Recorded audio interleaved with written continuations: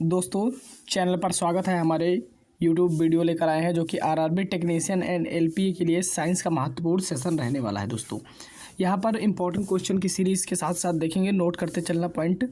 निम्नलिखित में से कौन सी झूठ का पता लगाने वाली मशीन है? झूठ का पता लगाने वाली मशीन, इसको लाई डिटेक्टर भी कहते हैं, इसको याद रखना। लाई डिटेक्टर यानी झूठ का पता लगाने वाली जो मशीन है उसका नाम है हमारा पॉलीग्राफ। आंसर सी करेक्ट है, पॉलीग्राफ।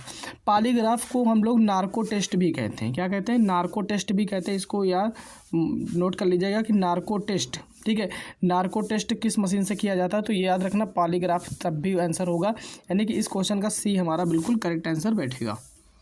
चलिए अगला क्वेश्चन देखते हैं।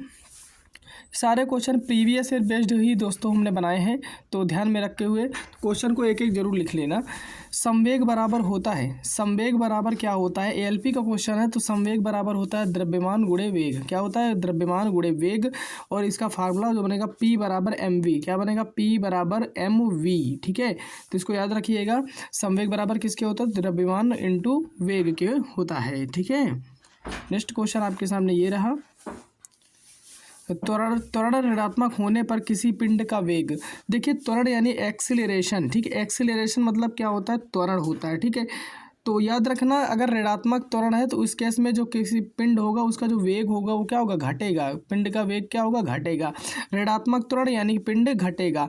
अगर धनात्मक त्वरण होता है तो उस केस में क्या होगा? धनात्मक त्वरण में, तो उस केस में होता है मेरे डियर दोस्त, उसमें क्या होता है? वेग का मान बढ़ जाता है अगर धनात्मक त्वरण है। ठीक है, अगर लेकिन ऋणात्मक त्वरण है तो उस केस में पिंड का जो वेग है वो घटता है। ठीक है, इसी को हम लोग मंदता कहते हैं। क्या कहते हैं? मंदता। ये भी एक पॉइंट है, नोट कर लेना। इसी को हम लोग क्या कहते हैं? मंदता कहते हैं। ठीक है, मंदता मतलब ऋणात्मक त्वरण। मंदता मतलब क्या होता है? ऋणात्मक त्वरण होता है जिसमें क्या होता है? किसी पिंड का वेग क्या हो जाता है?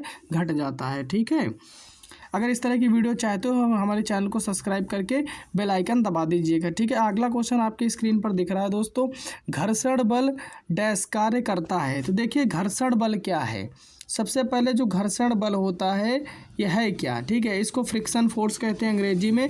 तो घर्षण बल जो है ये एक विरोधी बल है, इसको हम लोग क्षयकारी बल भी बोल सकते हैं। लिख लेना, आपसे एग्जाम में पूछ सकता है कौन से बल को क्षयकारी बल बोला जाता है। तो घर्षण बल को हम लोग क्या बोलते हैं? क्षयकारी बल। क्या बोलते हैं? क्षयकारी बल। ठीक है, ठीक, क्षयकारी बल।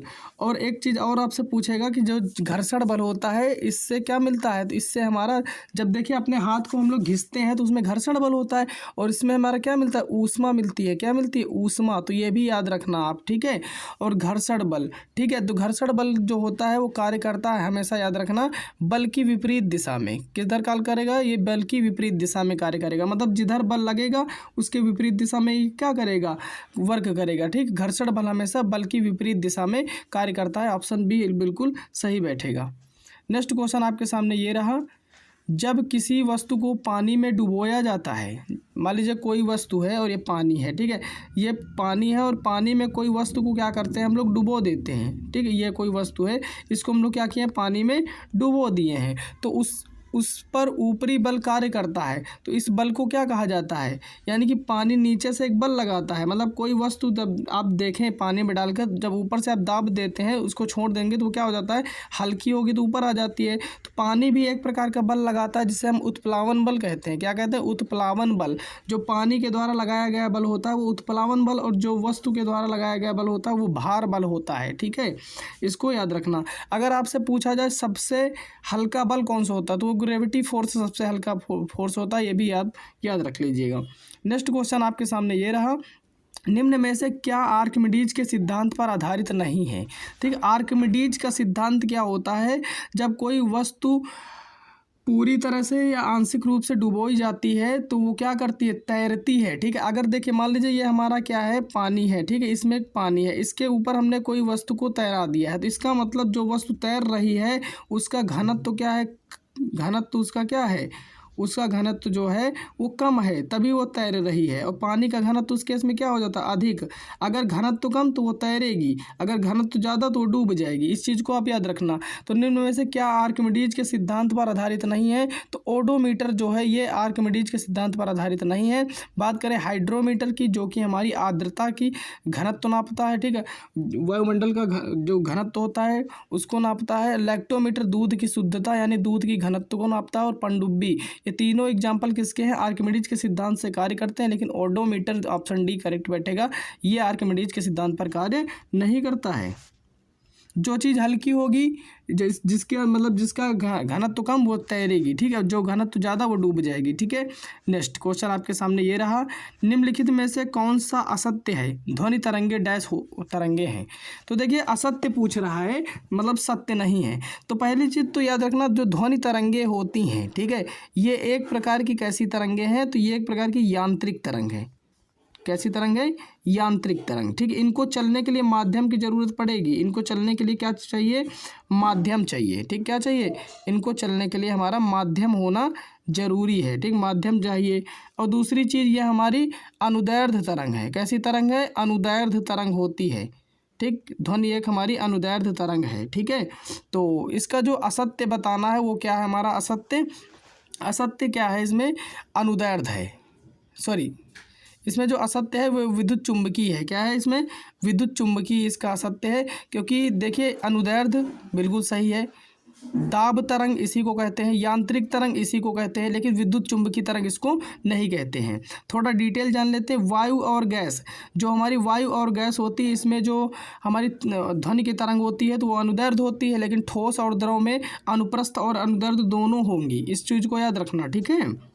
नेक्स्ट, गली के पीले लाइट में किसका प्रयोग किया जाता है, गली के पीले लाइट में किसका प्रयोग किया जाता है, तो वहाँ पर किया जाता है सोडियम का। किसका किया जाता है, सोडियम का प्रयोग किया जाता है, यानी ऑप्शन ए करेक्ट होगा इस क्वेश्चन का। बात करें अमोनिया की, अमोनिया का फार्मूला होता है NH3, क्या होता है, NH3। इसका उपयोग हम लोग रेफ्रिजरेटर में करते हैं। किस में करते हैं, रेफ्रिजरेटर में पानी को ठंडा करने के लिए हम लोग NH3 का यूज किया जाता है, ये भी थोड़ा ध्यान रखना। नेक्स्ट क्वेश्चन आपके सामने ये रहा 9वां, हेमेटोलॉजी का अध्ययन डैश से संबंधित है। तो हेमेटोलॉजी का जो अध्ययन है दोस्त वो रक्त यानी कि ब्लड से संबंधित है। ऑप्शन ए बिल्कुल करेक्ट जवाब बनेगा, ठीक है। तो दोस्तों इस तरह की वीडियो के लिए चैनल को सब्सक्राइब लाइक कर लें। अगला लास्ट क्वेश्चन है, कौन सा अम्ल सबसे दुर्बल अम्ल होता है, तो कौन सा अम्ल सबसे दुर्बल अम्ल होता है, आंसर जाएगा एसिटिक अम्ल। कैसे, एसिटिक अम्ल किस में पाया जाता है, तो एसिटिक अम्ल हमारा सिरका में पाया जाता है। किस में पाया जाता है, सिरका में। अब सिरका को हम लोग क्या करते हैं, खाने में यूज़ कर सकते हैं ना, खाने में यूज़ करते हैं कि नहीं करते, करते हैं। अगर ये हार्ड होता तो इसको हम लोग यूज ही ना कर सकते, इसलिए क्या होता है, सिरके में जो अम्ल होता है एसिटिक अम्ल, ये सबसे दुर्बल अम्ल होता है। टेक्नीशियन का क्वेश्चन है, अगर आपसे फार्मिक अम्ल पूछे, अगर आपसे यहाँ पर फार्मिक अम्ल पूछे तो फार्मिक अम्ल किस में होता है, चींटियों में। चींटियों में कौन सा अम्ल होता है, चींटियों में फार्मिक अम्ल होता है। और मधुमक्खियों में भी यही अम्ल होता है, मधुमक्खी में भी यही अम्ल होता है, ठीक है। मधुमक्खी और चींटी दोनों में यही अम्ल होता है, फार्मिक अम्ल, ठीक है। आक्जेलिक अम्ल की बात करेंगे तो ये टमाटर में होता है दोस्त। कहाँ पे होता है, ये टमाटर में हमारा आक्जेलिक अम्ल होता है। मिलते हैं अगले वीडियो में, तब तक के लिए टेक केयर, बाय बाय, जय हिंद।